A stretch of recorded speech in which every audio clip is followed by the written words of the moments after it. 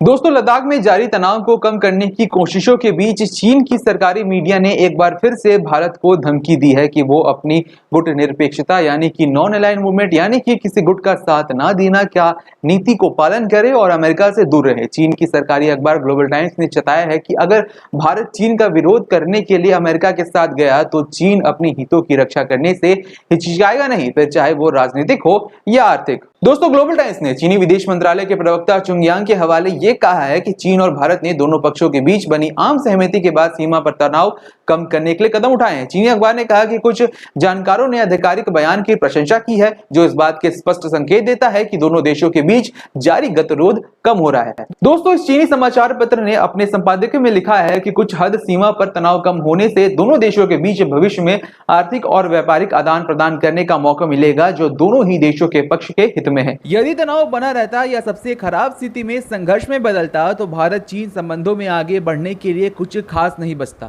अगर राजनीतिक, अर्थव्यवस्था और बिजनेस पर असर देखें तो द्विपक्षीय व्यापार निस्संदेह प्रभावित होता, क्योंकि भारत में चीन विरोधी भावनाएं तेजी से बढ़ रही हैं।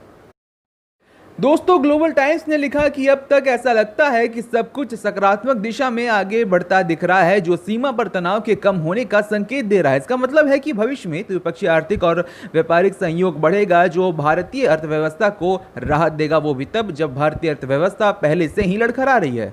दोस्तों, चीनी अखबार ने आगे कहा कि वैश्विक भू राजनीति स्थिति और ज्यादा जटिल हो गई है। चीन और अमेरिका के बीच रिश्ते नए शीत युद्ध की कगार पर है और इसी बीच ऑस्ट्रेलिया और भारत ने एक नए व्यापक रणनीति भागीदारी का ऐलान किया है। दोस्तों, चीनी समाचार पत्र ने लिखा कि इस मौके पर भारत अतिरिक्त भू राजनीति दबाव और लालच का सामना कर रहा है। भारत ने लंबे समय से अपने विदेशी नीति में गुट निरपेक्षता की नीति का पालन किया है। ये अब देखना होगा कि भारत लंबे समय से चली आ रही अपनी गुट निरपेक्षता की नीति और अपनी राजनीति स्वतंत्रता को बरकरार रखता है या बदलते भू राजनीति माहौल में अमेरिका के नेतृत्व वाले गठजोड़ की तरफ झुकता है।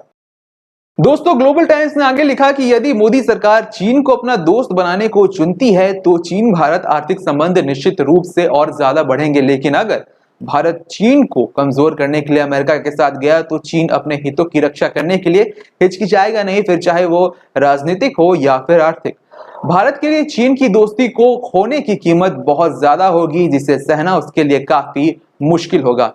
दोस्तों, चीनी अखबार ने भारत सरकार को नसीहत तक दे दी कि वो कोरोना वायरस और टिड्डों के हमले पर फोकस करे। उसने कहा कि लॉकडाउन के बाद भी भारत कोरोना वायरस को रोकने में असफल रहा और अब ये फैल रहा है। दोस्तों, चीनी समाचार पत्र ने लिखा कि भारत में लॉकडाउन से अर्थव्यवस्था की हालत खराब है और शहरी बेरोजगारी दर मई में 27% पहुंच गई है। इस बीच टिड्डे भी भविष्य में भारत पर बड़ा हमला कर सकते हैं। इससे फूड सप्लाई पर अतिरिक्त भार पड़ेगा। भारत सरकार को इसे गंभीरता पूर्वक लेने की जरूरत है। दोस्तों, चीनी अखबार ग्लोबल टाइम्स की बातों पर आपकी क्या राय है, कमेंट सेक्शन में लिखकर बताएं। इस वीडियो को लाइक करें, शेयर करें, हमारे चैनल DHFF अड्डा को सब्सक्राइब करना ना भूलें।